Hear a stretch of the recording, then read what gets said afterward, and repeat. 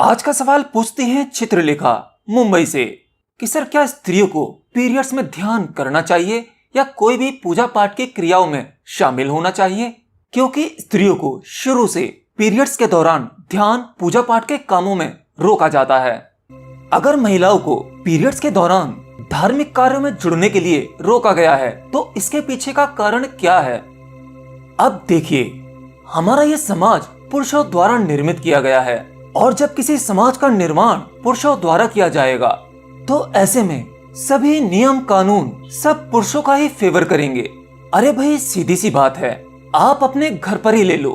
आप अपने घर का निर्माण करते हो और आप उस घर के हेड हो, तो आप ये चाहोगे घर के सभी मेंबर आपके नियमों के अनुसार चलें और उनमें से सभी नियम आपके फेवर में ही होंगे, जिससे आपके अहंकार की पूर्ति होगी, आपका लीडरशिप स्ट्रांग रहेगा।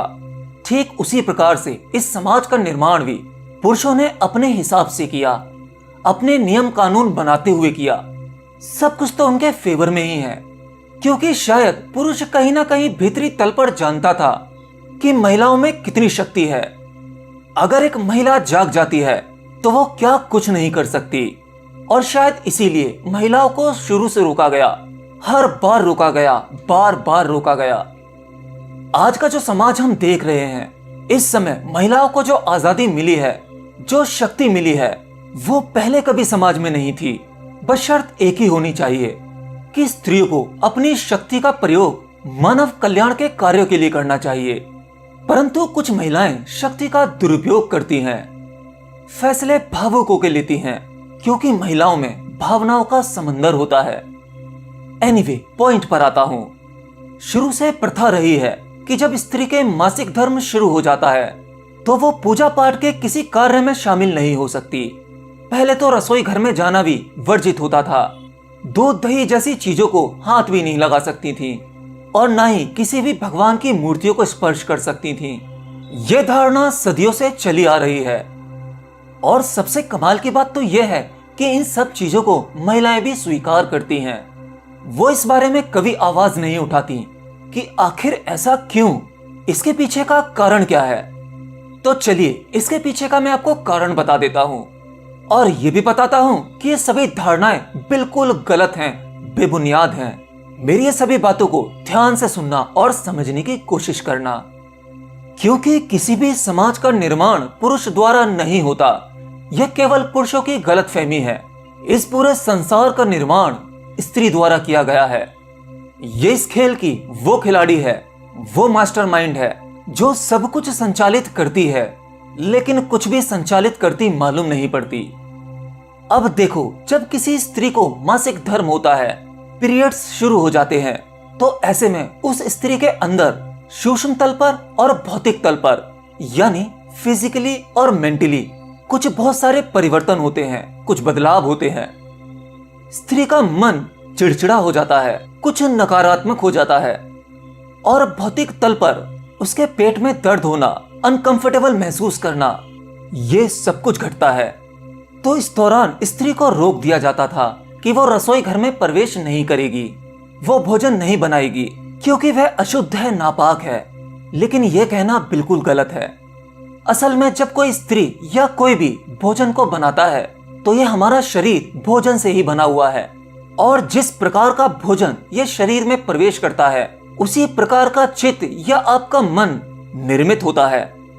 मतलब जब कोई स्त्री भोजन बनाती है तो वो केवल भोजन नहीं बना रही होती है, उस समय उसके मन में जो विचार होते हैं, जो भावनाएं होती हैं, वो विचार, वो भावनाएं उस भोजन को प्रभावित करती हैं। और आपने यह तो सुना ही होगा, जैसा अन्न वैसा मन, और आपका वो मन वही आध्यात्म की यात्रा में सबसे बड़ी रुकावट बनता है।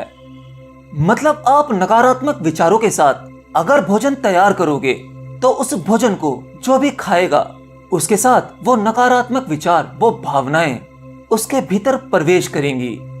तो मेरे माने एक लॉजिक तो ये है कि स्त्रियों को मासिक धर्म के दौरान किचन में जाना वर्जित क्यों था।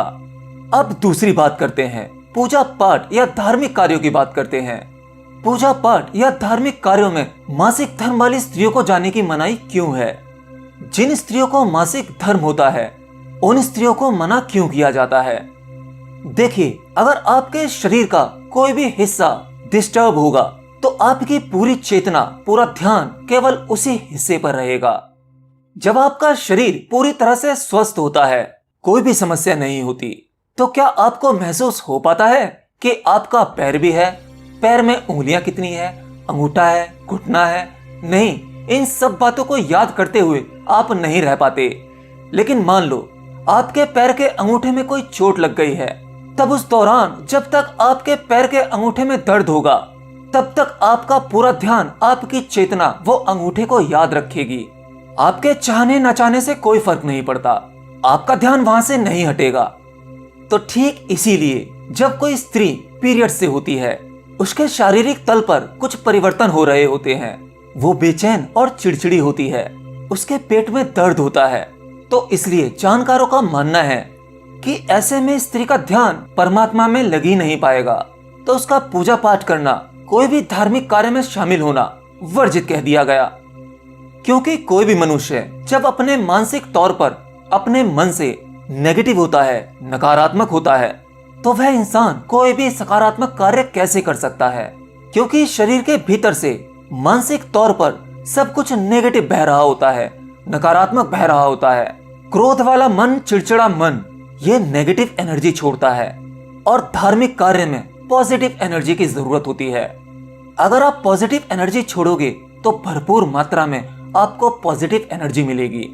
इसीलिए स्त्रियों को ध्यान करने के लिए भी मना किया जाता है, क्योंकि ध्यान करते समय आपके मन में, आपके भीतर कोई भी अटकाव नहीं होना चाहिए। आपका मन शुद्ध होना चाहिए और पीरियड्स में स्त्री का मन अशुद्ध हो जाता है।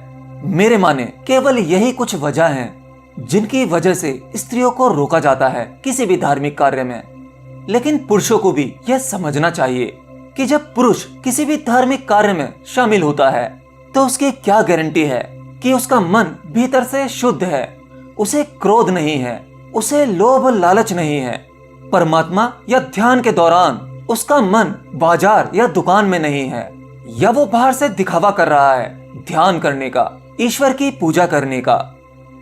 तो इस हिसाब से तो पुरुषों को भी वर्जित होना चाहिए। लेकिन पुरुषों के भीतर झांक कर देखा नहीं जा सकता, महिलाओं की शारीरिक गतिविधियों को देखा जा सकता है। यह है हमारा नपुंसक समाज। अगर कोई स्त्री अपने मन को कंट्रोल करके, चित्त को शांत करके, अब वो चाहे किसी भी अवस्था में हो, पीरियड्स ही सही, वो समाज में सभी धार्मिक कार्यों में जुड़ सकती है और बहुत बेहतर ढंग से कर सकती है। वो रसोई घर में जाकर आपके लिए भोजन तैयार कर सकती है, पूरे मनोभाव से कर सकती है, ईश्वर का ध्यान कर सकती है। पुरुष जिन चीजों को गलत बताता है, इस खोखले समाज में उनकी पाबंदियां बनाता है, मुझे बड़ा आश्चर्य होता है वो सभी गलत कार्य वही पुरुष करता है जो पुरुष उसे गलत बताता है। अरे भाई, स्त्रियों के मासिक धर्म को आप गलत क्यों बताते हो, जबकि इसी मासिक चक्र से आप पैदा हुए हो, आप निर्मित हुए हो। अगर प्रकृति द्वारा बनाया ये मासिक चक्र ना हो तो आप और मैं नहीं हो सकते। आप इसे गलत और घिनौना बताते हो, लेकिन जब आपको काम वासना जकड़ती है तब कहां जाता है ये घिनौनापन। सलाम है इस नपुंसक समाज को। गाइस, शायद आज कुछ ज्यादा ही कह दिया। मेरे शब्द आपको हर्ट भी कर सकते हैं, लेकिन मुझसे अब यह भी कहा गया है कि मैं अपने शब्द और अपने विचार खुलकर आप लोगों के सामने रखूं। तो आज मेरी ये बात ध्यान रखना, जब कोई भी स्त्री को पीरियड्स हो, मासिक धर्म से हो, तो वह स्त्री किसी भी धार्मिक कार्य में शामिल हो सकती है, कोई भी पूजा पाठ कर सकती है, ईश्वर का ध्यान कर सकती है। आपको कोई जरूरत नहीं है इस खोखले समाज की बातों को मानने की, वो रूढ़िवादी बातों में फंसने की, क्योंकि आज के हम ही वो इंसान हैं जो अपना नया समाज निर्मित करेंगे, जिसकी हमें बहुत जोर से आवश्यकता है।